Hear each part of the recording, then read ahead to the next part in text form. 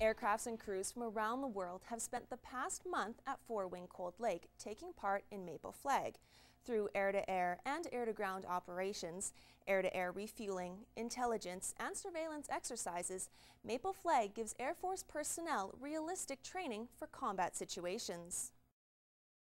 One of the groups we'll take a look at is the Hercules crew and the role they play in keeping fighter jets in the air.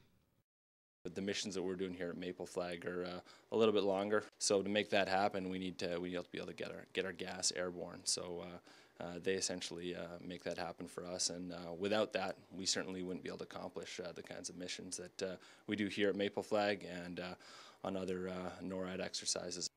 We're a C-130 tanker. We operate domestically and internationally, refueling mainly F-18s, our F-18s.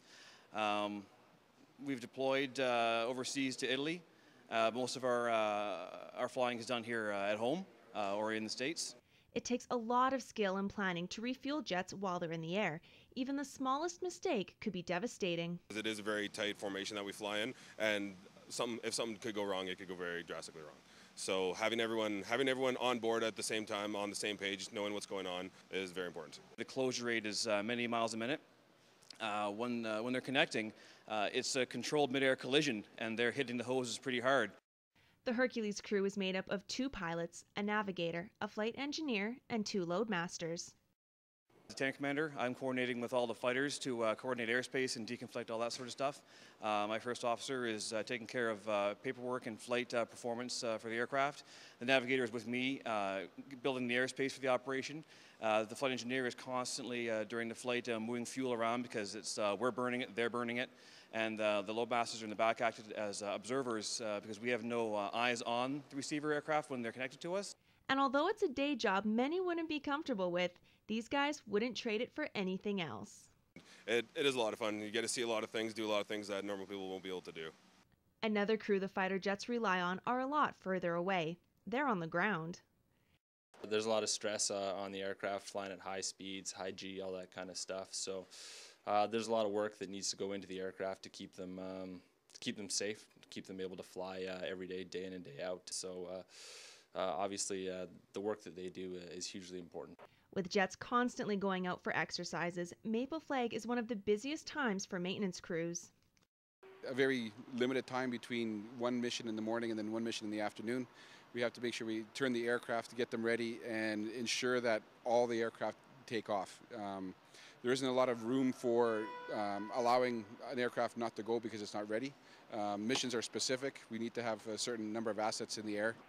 Day and night crews are needed to complete all the work that goes into maintaining the CF-18s.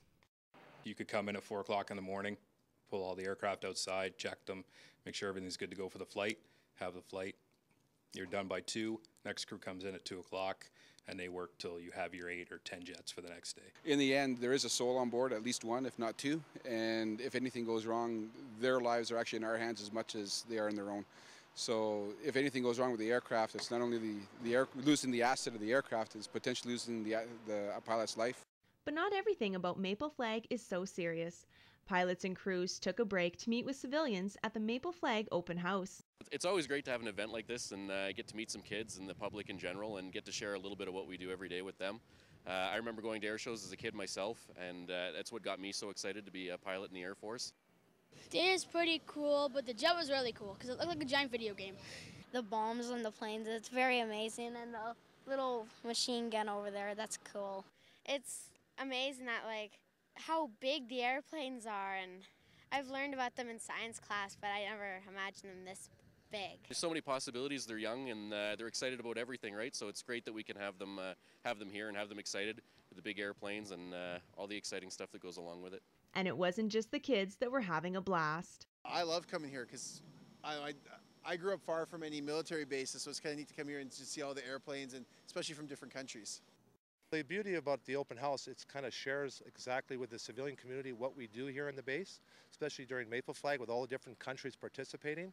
So this is an excellent opportunity to talk to the pilots and the air crew and find out exactly what we do here during Maple Flag exercises. Maple Flag has to be one of the coolest things I've seen since I moved to this area. And well, that's been our show for tonight. I'd like to thank all our guests for joining me, and if you have a story idea that you think we should know about, a question or comment about anything you've seen on Around the Region, send me an email to aroundtheregion@newcap.ca or contact me through our Twitter or Facebook page. I'm Kayla Buchanan, and on behalf of everyone here at Around the Region, thanks for watching and have a great evening.